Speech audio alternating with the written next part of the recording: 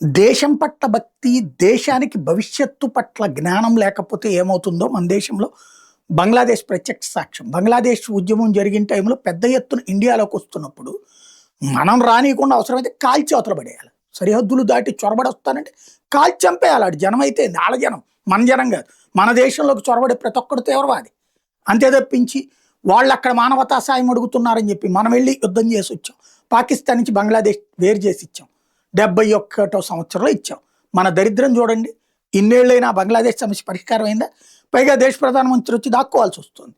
మరి ఎవరికి న్యాయం జరిగినట్టు? ఈ దేశ ప్రజలు సొమ్ము తీసుకెళ్లి బోల్డ్ అంత తగలేసాం వాళ్ళకి.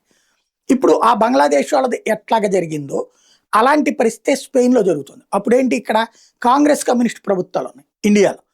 కాబట్టి ఆ వ్యవహారం చేసి వీళ్ళ రాజకీయ ప్రయోజనం కోసం దేశంలోకి చొరబడి వచ్చిన వాళ్ళని వెనక్కి పంపించారు. దాని పర్యవసానం ఆ రాష్ట్రం సుదీర్ఘకాలం పాటు ప్రమాదాలను ఎదుర్కొంది.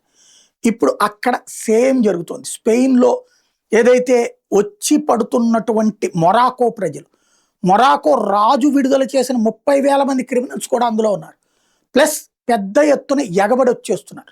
వచ్చినోళ్ళు ఈ స్పెయిన్లో ఉన్నటువంటి ఒక ద్వీపం, అక్కడ స్పెయిన్లో ఉందేమో కమ్యూనిస్ట్ ప్రభుత్వం, ఉన్నది యూరోపియన్ యూనియన్లోనే. అక్కడికి వచ్చేసి చివరికి స్పెయిన్లోని ఇళ్ళు తగలబెడుతున్నారు, లూటీలు చేస్తున్నారు, కార్లు తగలబెడుతున్నారు రోడ్డు మీద. వాళ్ళని తరమలేకపోతుంది సైన్యం, ఎందుకంటే ప్రభుత్వం క్లియరెన్స్ ఇవ్వట్లేదు. పర్యవసానం స్పెయిన్లోని ఒక ప్రాంతం మొత్తం, క్యూటో ప్రాంతం మొత్తం ఈ చొరబాటుదారుల చేతిలోకి వెళ్ళిపోయింది. స్థానిక ప్రజలు ప్రాణాల చేతిలో పెట్టుకుని తలుపులు తాళాలు వేసుకుంటే తలుపులు పగలగొట్టి కూడా ధ్వంసం చేసి లూటీలు చేస్తున్న పరిస్థితి.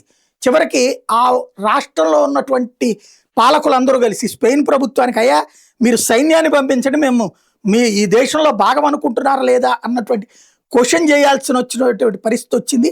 దాని ఇంపాక్ట్ అయితే ప్రస్తుతం పెద్ద ఎత్తున చర్చకి తావిస్తున్నటువంటి మాత్రం వాస్తవం.